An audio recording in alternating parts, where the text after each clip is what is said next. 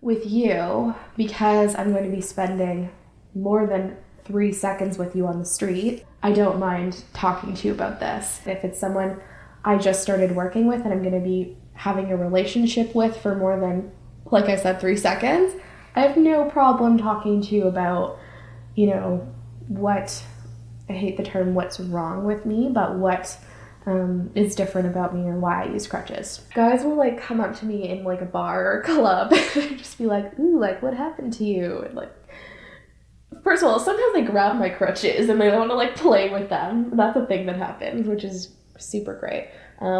But yeah, they'll be like, I can fix you. I can do this. I can do that. It's like, okay, bye. And that's like when my friend pours a drink down his shirt or something. Natalie's been called my sister, my nurse, my personal care attendant, my mother on 2 occasions. Like, someone actually thought she was my mother. And, it's because they don't see Natalie and I together and automatically think boyfriend-girlfriend or husband and wife, right? They think every other possible relationship first. Before they go there. Or, we'll be out at one of my brother's band shows or something, and, 45-year-old women will come up to me and start... The pity dance. The pity Hi, dance. honey, nice to see you out. And start... I'll dance with you. Start stroking my leg and, and I'm sitting right there with my wife, but they automatically just assume that I'm there on my own and need a pity dance right now. I was with a guy once in a chair a few years ago. He was more able than I was, so he was able to help me get in bed, and we were fine. We did the deed, and everything was fine, and I had a good time. And I was so excited because this is my first guy in a chair, and it was really cool. And so he said, "Oh my God, let's hang out. That was really awesome. Like, we probably have a lot of the same stories. Let's go hang out." And he was like, "Actually, you're too disabled for me." And I remember thinking, I don't think you're allowed to say that.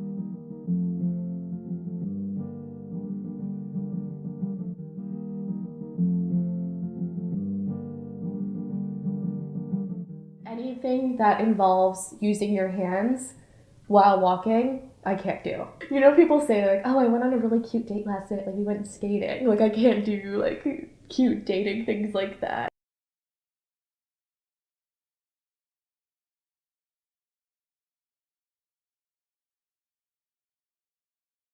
I have a bunch of challenges because of my disability in the dating scene, but I also have regular challenges. I hate terms like regular and normal and things like that, but anyways, that's just the word I decided to use right now. I have all the issues that you have with your boyfriend and everybody else has with their boyfriend or whoever they're dating, on top of issues that revolve around my disability as well. I was used to getting the Tim, you're a great guy butt. And the butt always had something to do with the chair.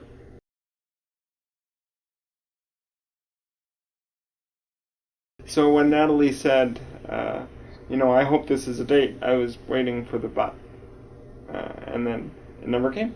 I've gone out to clubs, but going out to clubs with accessibility and transportation can be really hard to get out. Like, for me to get to a club, let's say I want to be there for 10 o'clock, I have to leave my house at 7:30 and pre-book all the buses a week in advance. So this idea of spontaneity and just going to the club to hang out is lost.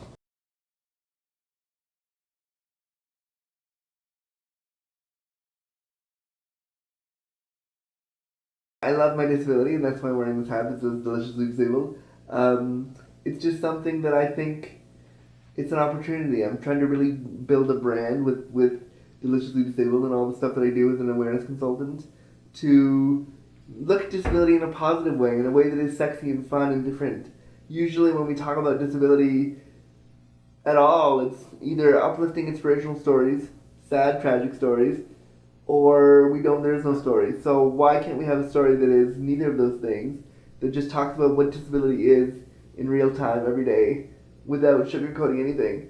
And that's generally what I try to do, especially around sex and disability. As a queer person with a disability, there are a lot of us out there, but there's not a lot of public representation for us, and I got tired of not seeing myself. I got tired of opening up the magazines and not seeing the good-looking guy in the chair with his dick hanging out. I got tired of seeing porn and not seeing myself represented. I got tired of turning on all the gay shows and not seeing the good-looking gay guy in the chair there. So I just decided to start talking about it and to start saying, all right, well, if there is no representation, I want to try to build something from that. And that's kind of what I ended up doing. And that's why I see my disability as truly a gift, because without the disability, I couldn't do the work that I do.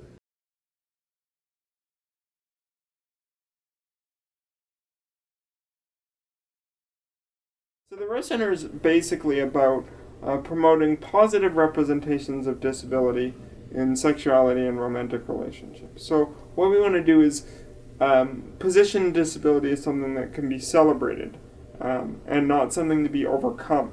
So often when you talk about disability in relationships, it's about, oh, I can look past the disability, or I can get around the disability. And, we like to say that disability isn't something that you should have to look past.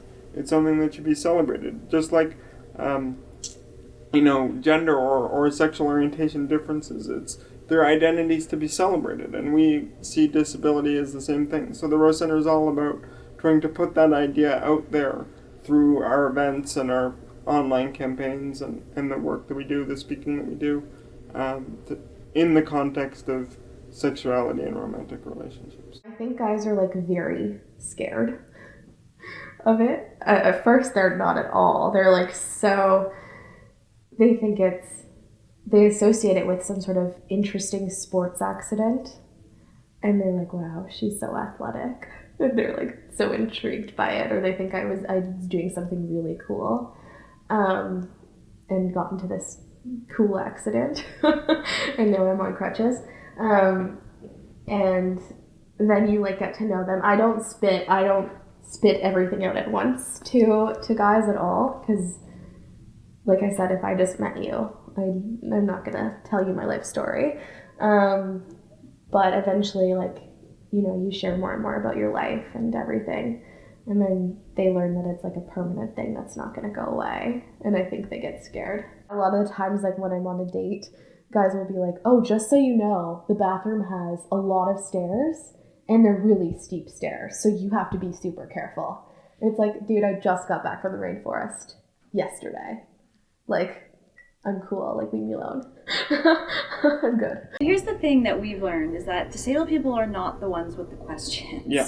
Disabled people know they have to do things differently, and they can do things differently. The single most prevalent question that we get from disabled people is how to make the rest of the world understand these concepts. So much about society that looks at Tim and immediately says, well, he definitely can't have sex, and he definitely can't have children. He's definitely this and definitely that, so I'm not even going to look at someone like him as a partner. So that's one of the realizations we had to make with the Rose Center, is that it's not really disabled people that need the help as much as everyone else. Unfortunately, everyone else doesn't know they need this help just yet, so that's why we're trying to spread the message. Yeah.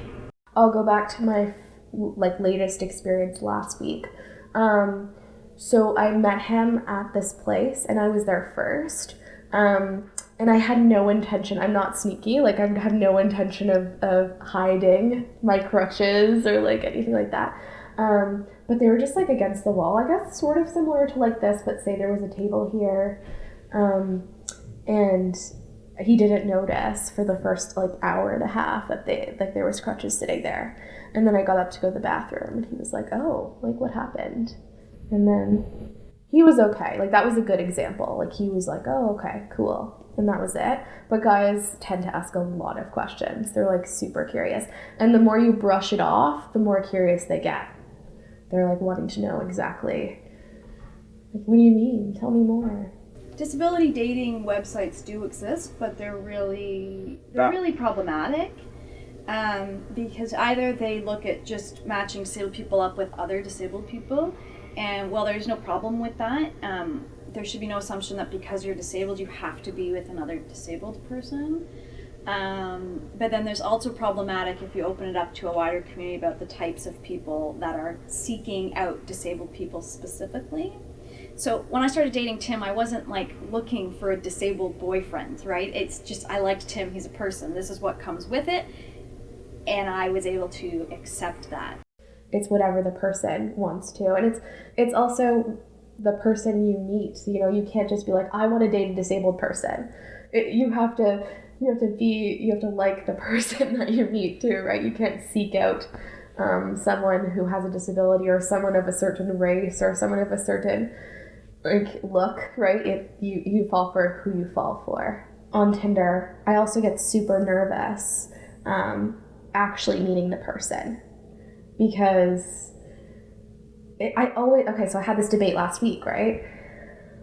I went into this date and I had texted him a couple days before and everything was like fine, but I always say, okay, to my friends, should I tell him that I'm on crutches? But then if I tell him I'm on crutches, it's going to make it seem like it's actually a really big deal, even though it is a big deal, but I don't want him to seem like it's a big deal. You know, it's like this huge debate that goes on in my head. I'm on the typical, most of the sites the most game around. I think Grindr is a male-to-male sex app looking for predominantly hookups. Sometimes people say dating, but yeah, right. If you're on the site with just your dick in the shot, you're looking for sex. So it's a sex site mostly. The majority of gay men tend to be on it, whether they say they are or not. Manhunt, Plenty of Fish, Squirt.org, which is one that is predominantly for sex. I remember I had one guy a couple years ago came to my apartment and we were going to hang out and do things. And he stopped me and said, I don't know what to do here, I'm scared. So I had to sit him down and do what I now refer to as storyboarding your sex, which means you sit down with a partner and you write out what is possible versus what you want versus what you can physically do. So you lay out a kind of contract or a map or like a diagram of what is possible, and you talk about it openly so that the person gets comfortable and can see that I'm still a sexual being and I'm still who I am. I would say that it is important for people with disabilities to have access to sex toys and sexuality insofar as it's important to that individual to have a sexuality. So that is, you know, if you are a person who experiences sexuality, who has sexual feelings, who has, you know, a desire for intimacy or physical contact or orgasm, then that's important. I mean, I think the more important thing is that we're not, as a society, deciding that an entire group of people who probably don't have a lot to do with each other are asexual or are undeserving of sexuality. I don't necessarily think there's one process, but as Natalie mentioned earlier, positioning is a big thing for us. So obviously, I'm not going to be on top, because if I was on top, I'd just fall off sideways again, and then that gets weird and awkward, and then you're just kind of lying there. So, you know, physically, Natalie has to be the more dominant one. But there's interesting things to play around with there in terms of kind of flipping that idea on its head, and then we do use a lot of sex toys and things for both for me to give her pleasure in areas that I wouldn't otherwise be able to reach. So I've got a vibrator, for example, that I can wear on my finger. So, because I can't necessarily hold a vibrator at certain angles. There are a few sex toys that are sort of designed by and for people with disabilities, like the Intimate Rider, which is it's actually a chair that was designed by and for folks with spinal cord injuries that actually has momentum to rock back and forth to make intercourse a little more accessible for folks. But other than that, it's more of a matter of adapting sex toys that already exist. We don't have quickies. We don't have quickies. That's the other thing. Is sex for us is not, because first of all, to get me out of my chair it takes about, and Natalie can do it pretty quick, and even for her it takes about 7-8 minutes. So like running into the bedroom and just, you know, ripping all your clothes off and kind of getting lost in the moment doesn't happen, because the ceiling lift and the lift I need to get into bed kills the mood instantly. The other thing is that we have to communicate a lot more. So there are times when we'll try something and we just have to be like, that didn't work. Like, and you want it to work really bad, but whether it's a new position or what, if it doesn't work, there's not really anything you can do to fix it. You just kind of accept that it doesn't work. There's not really new positions. There's one. Tim position. has one position, and then I can move. So that's just not an area of creativity in the bedroom that we explore. Other people do. We're just limited on that. Basically, my first time sucked, as I'm sure many people's first times have done. My first time with a guy, met him online, and he came over to my place, and he looked like, in my brain, well, I'm not sure if he did, but in my brain, I picture him as somebody that looked really good. He was really muscular. I remember him being he was your typical good-looking gay man from the scene. And he came over to my dorm room, and we had the sex, and I finished within 2 minutes, as you do when you're a young person who's never been touched before. I finished quite quickly. And so we did it again, and I thought, this is great. So when we were done, I thought, well, he made me finish, so I assume we're a couple now. Not realizing that it was just a hookup. So I said, oh, let's go for coffee, let's go see a movie, let's go have lunch, let's go do what boyfriends do. So stupid. And so I told him this, and he looked at me and he said, do you see your chair over there? And he pointed to my chair, which was off to the side. And I said, yeah. And he said, well, I just came by because you were just a pity fuck. I felt bad for you. And I remember thinking, wow, if this is what just happened, I never want to have sex again. If this is what this is, I never want to do it again. And he left me there, and I had to call my caregiver to come get me up and get me changed and put me back in my chair. Like, she got it right away. It's, and the day we met, we ended up having a pot of tea at a place on Cumberland Street in Yorkville. And at that time, I only had the use of one arm. But she was instantly pouring the milk in my tea and trotting out cookies from the pickup window at the cafe. It just felt very comfortable, like it was sort of a totally non-issue.